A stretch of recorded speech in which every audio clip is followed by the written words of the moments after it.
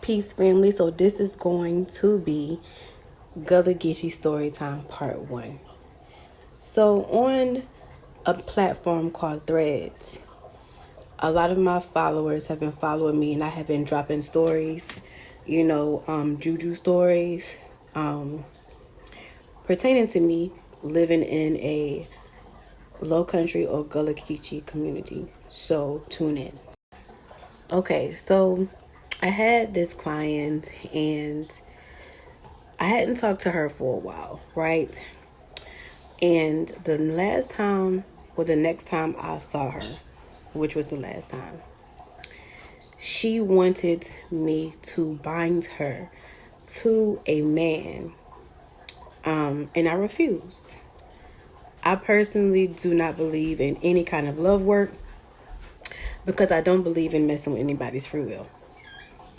I'm just not going to do it. So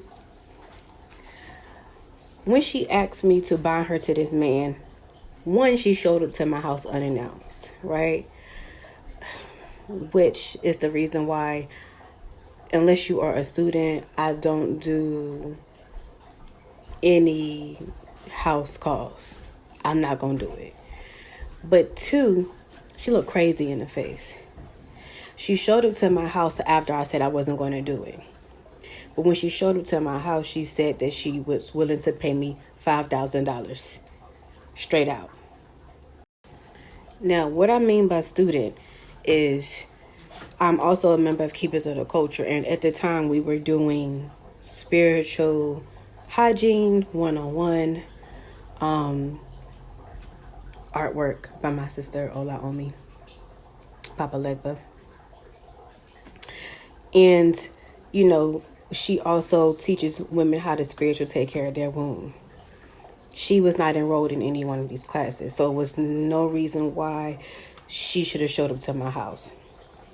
However, I did not take the $5,000. No amount of money is going to make me mess with anybody's free will. My theory is if that man doesn't love you now, when the spell breaks, the man won't love you then. I don't care what any root worker says. Love magic doesn't stick, and it has to constantly be reworked. So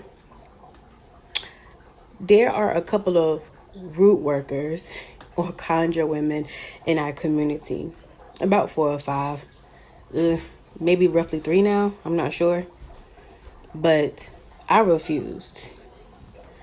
I didn't know 2 years later, mind you, this has been like 5 years ago, probably. I didn't know until years later when I saw her mugshot that somebody did the work for her. This is how I knew. So when this story got released, I saw the guy's name. I realized that he used to be a client of mine. That's how I knew she wasn't even truthful to begin with, because sometimes clients be lying and they don't always tell the truth. She told me a whole nother guy's name. Still wouldn't do it. But I knew this guy. I reached out to see if he was okay. Right? He told me everything. He said that for years, maybe about 1.5 years, that he could not control his mind.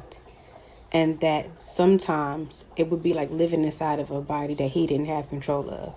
He even admitted to cheating on her to try to make her leave. That didn't happen. And, he just didn't have control over the situation. He couldn't leave if he wanted to.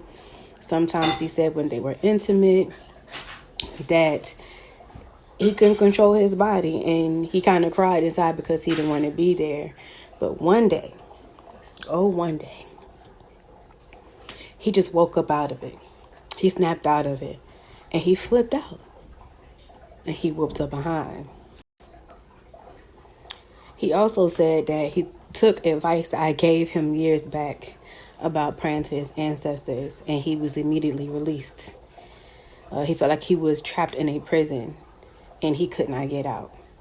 I do not condone domestic violence. Because I'm a victim of domestic violence.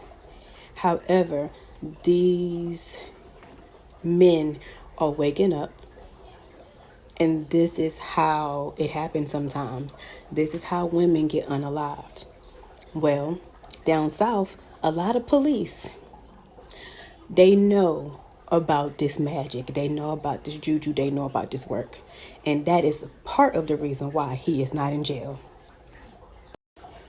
So when he finally left and finally was packing his things, he flipped the mattress up and he saw all kinds of veves, all kinds of spells, all kinds of bags with his hair, nails, washcloths from where he washed, toothbrush when he brushed his teeth, hair under his bed, veves, blood, all types of stuff under his mattress. And he just got up out of there. The woman was so obsessed by the magic and so obsessed with having control that she tried to hurt the children. And when the police were called and when the police came in, they saw the things under the mattress. Mind you, disclaimer, she tried to hurt the children to make the man stay, right? She tried to use the children as leverage, but that didn't work. He was way past it, way over it. Didn't want to go through it for any more years.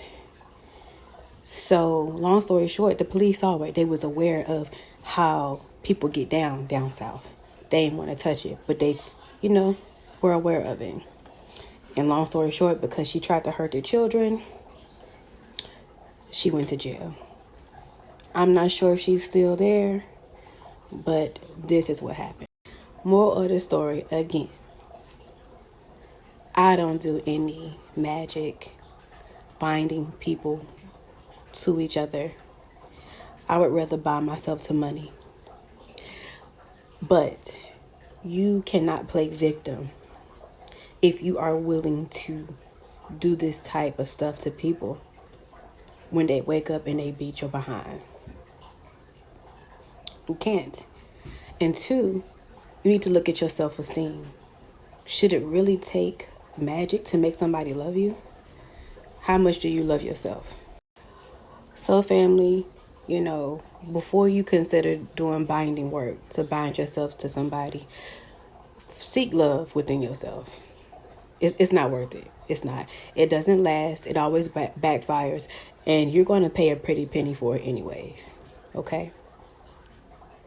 I'll see you guys next time for part 2. Again, painting by Ola Omi. This is a painting in Papa Legba.